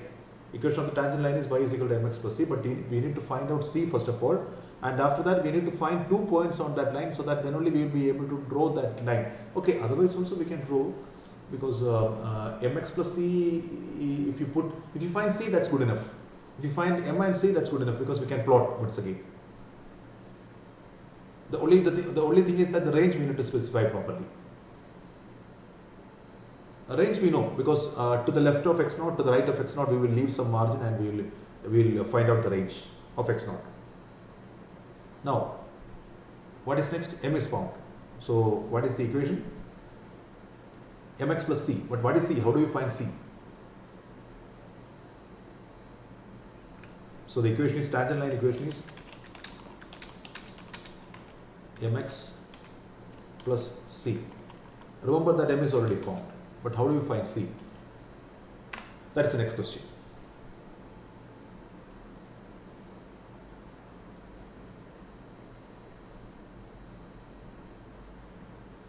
Just note that this line, tangent line passes through one point. Which point? Tangent line passes through x naught sin x naught, right? So what? If it passes through x naught, y naught, the line should satisfy that particular point. So when you put x is equal to x naught, y is going to be y naught, therefore we can find c. Okay.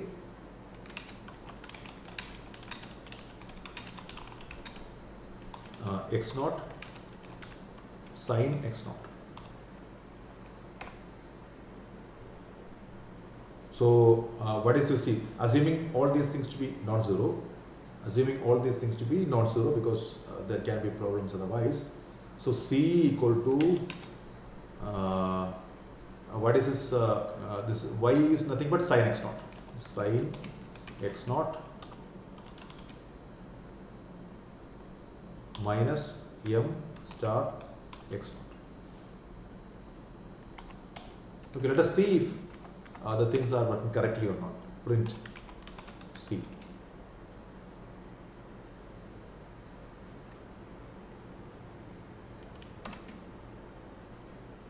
C is 1.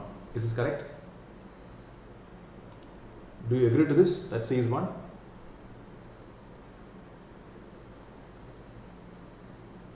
Okay, let us assume that this is correct. If you are not saying, if you are not able to actually, if you are not able to counter that, I will just assume C to be equal to 1. So the equation of the line is nothing but mx plus 1. M is already found. So I am just plotting that mx plus 1. That's it. An extra plot, tangent plot, equal to plot,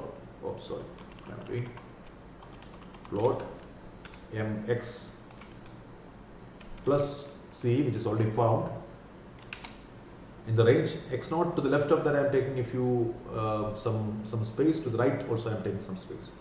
X naught minus some length, x naught plus 1.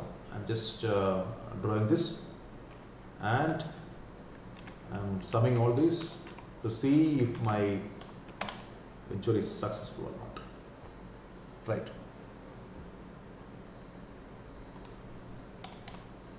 The first full-fledged problem that we did after 3 sessions. Because previously we were trying to discuss several tools. Now we have started using the tools, clubbing the tools to get something useful.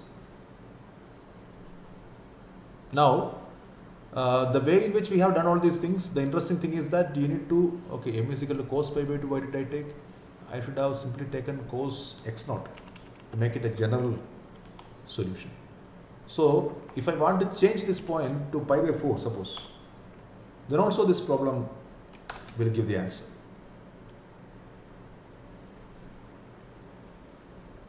The tangent is here. If you take pi by 4 plus pi by 2, okay, 3 pi by 4. The tangent is here.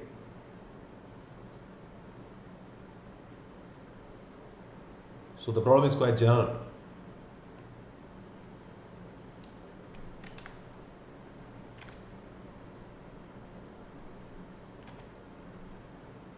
I am updating the Google document with this code.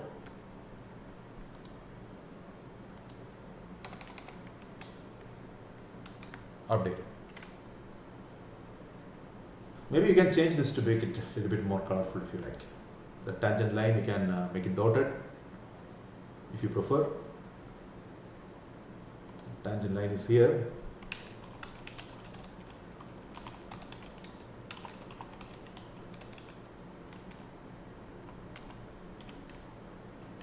Or RGB color also you can use.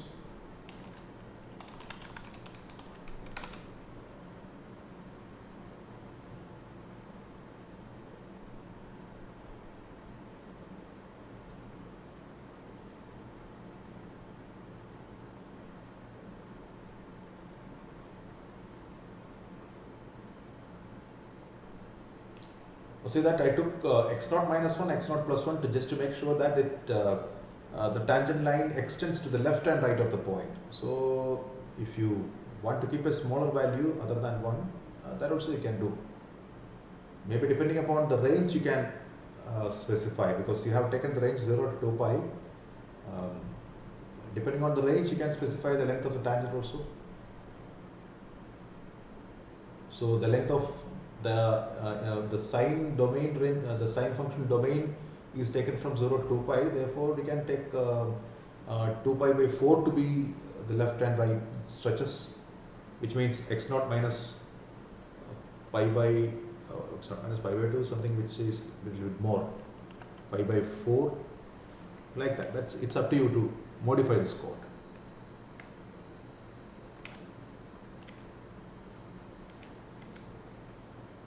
So I hope that this problem is understandable to all of you. Now, one more thing I will try to explain, and there are a few other extra things also which will probably continue in the next class also. But before that, I want to just tell you that how to add some text, okay, to the plot. We have already seen how to give title, but instead of not title, we want to add some text at some specific point. That is the next thing that we are trying to do. So the command is quite easy. Just like the plot, you need to just add some text using the text command. Okay, let me just put text as T. Text. What is a text?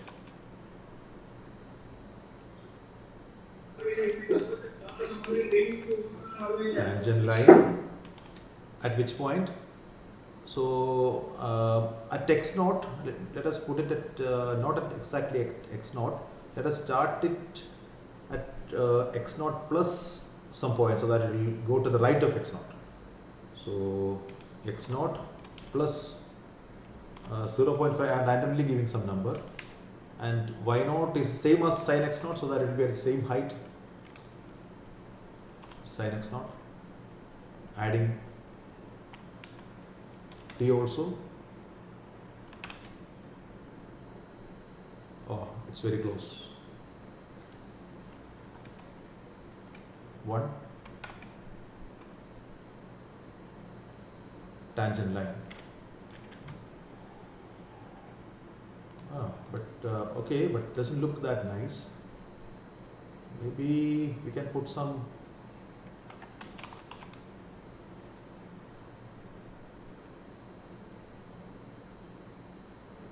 So is it possible to label the tension line using the command label? Yes, definitely. Legend you want, right? Labeling the Yes, yes. section line. Using that label we call as legend. Yeah, yeah.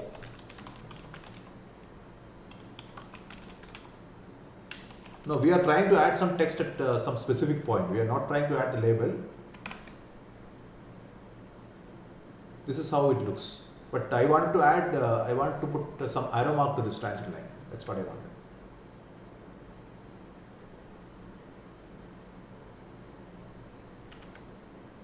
Let's add some arrow.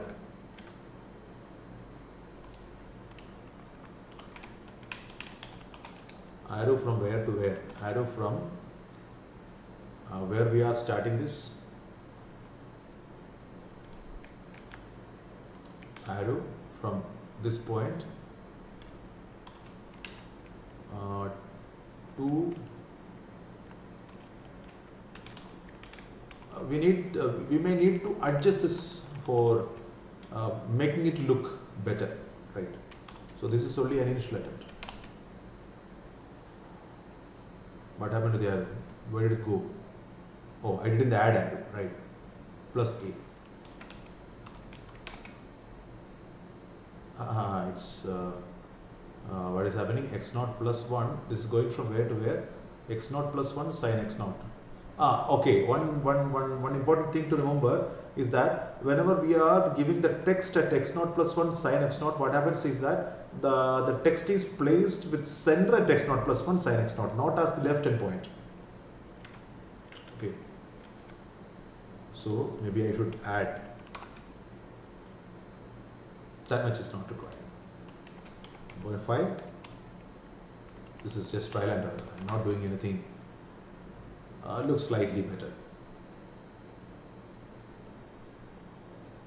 Tangent line, maybe I can give at the point. All these things I can specify.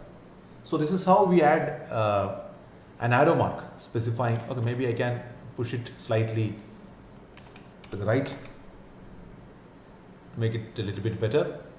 And also this arrow also, the beginning point I will mark, this is from X naught plus 1 to this plus 0.1 to make it a little bit, and the thickness also I will slightly reduce.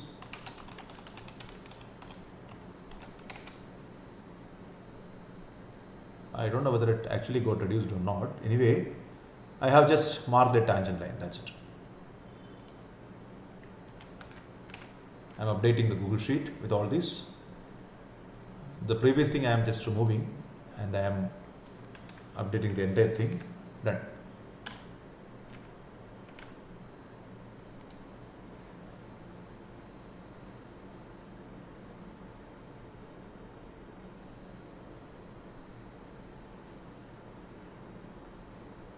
Remember that here we have only one thing we didn't actually automate, that finding m.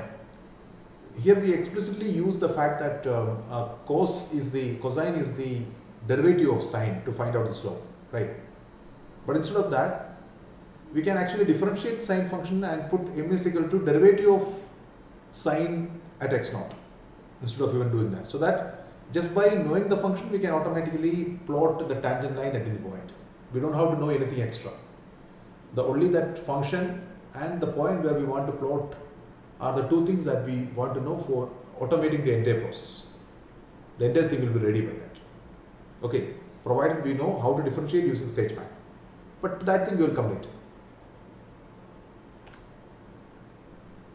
So there are several other options, there are several other basic things itself, but we will be introducing many of those things whenever we actually need, because there is no point in learning all these things in SageMath because there are a huge number of commands available in SageMath. Many of us are not probably going to use many of them, because whenever we want to use some particular command, we will be trying to understand that particular command. Otherwise, we will simply, we will not even try to understand whether such commands exist or not. It's not really necessary. So probably with this, I will stop. I hope that this problem is probably somewhat interesting to all of you, because up to this class we were discussing only some tools. Now we have started using some serious things, using SageMath for doing something serious math. This is UG level math, of course. You can, of course, do research level mathematics as well. But I may not be able to go into that part because many of us may be having different research interests, and I may not be knowing that what exactly the commands that one should know for understanding your research topic. So yeah, one more thing I wanted to say. I think there was a question yesterday about installing this SageMath in the Windows machine, but what I understand is that 9.3 is still creating some trouble. I am preparing a slide for installing that using WSL method. Windows support for Linux is what I guess. I have already started that. Maybe by tomorrow I will present you one slideshow in which each and every step will be demonstrated. Okay, so installing SageMath in the new Windows 10 machine using the new technique called WSL method. I think Mr. Rahul Naik was the person who asked that question. He emailed also to me, but when I checked for that, the same error is happening for many people. It's actually a problem between SageMath and Windows compatibility. So to avoid that only, SageMath has recently developed a method called, instead of using a directly installable thing, they are now using a technique called WSL, using which they are installing an Ubuntu app directly from the Windows application installer repository, and over the top of that they are installing SageMath. I will display that stage by stage how to proceed using that thing. I will give it to you tomorrow. Probably if I am finishing before that, I will share that that PDF slides to you through the Google Drive. I have already shared the yesterday's and day before yesterday's this worksheets through Google Drive in the WhatsApp group, I guess. Okay. So if there are any questions, you may please ask about the topics that we have discussed today. Thanks a lot, sir, for addressing my problem. So while plotting planets, we find that range is very large and domain is very small, and range is very large. So if we minimize the range, then we can plot the graph correctly. Graph of 10 of it. Yes, the range as well as the X range as well as Y range, both we can actually control, right?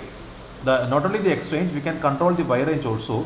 And we have one more plotting called implicit plot. While discussing the implicit plot, you will probably able to understand that how to exactly control this ranges. See, this controlling the range, controlling the domain, all these things are only for the purpose of the proper visualization, right? That's what you're actually asking.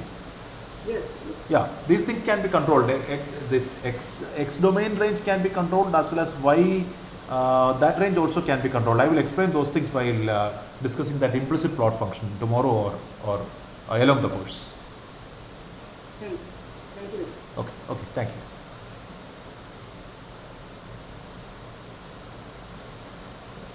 Anything else? Yeah, excuse me, sir. Yes, please. Yes, sir.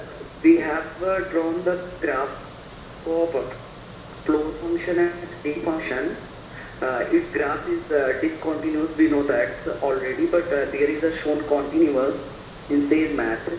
So to get it is a caption or code to get the discontinuous function. We are using exclude. Sorry, what you are asking is that so the discontinuous points, if you explicitly know what are the discontinuous points, we can use exclude, right? If you know explicitly. So if you do not know explicitly, one thing we need to understand is that even for mathematicians, there are certain functions where finding discontinuities are really difficult. Do you agree with that? Yes. Yeah. If such difficult to find discontinuous points are existing, for SageMath also it will be definitely difficult. That's one thing. Second thing is, programmatically we will try to find the discontinuities, and we will try to programmatically add the discontinuity points to exclude in the forthcoming sessions. Yes. We will try to using Sage itself, we will try to find the discontinuous points and we will automatically add them to exclude. That we will do. But as I told, not for all the functions, it may not work. We may not be able to do that. Thank you. Thank you.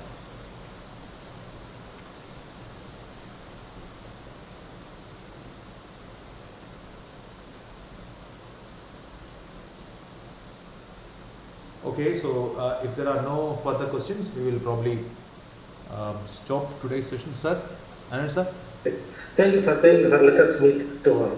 Okay, thank you very much for your questions. And what I understand is that if you are asking questions, I will be able to explain things in a better way. Not only that, you will also be able to understand things much more better way. Not only that, others also will be able to follow the discussion in an interesting way. So please try to ask as much as possible questions.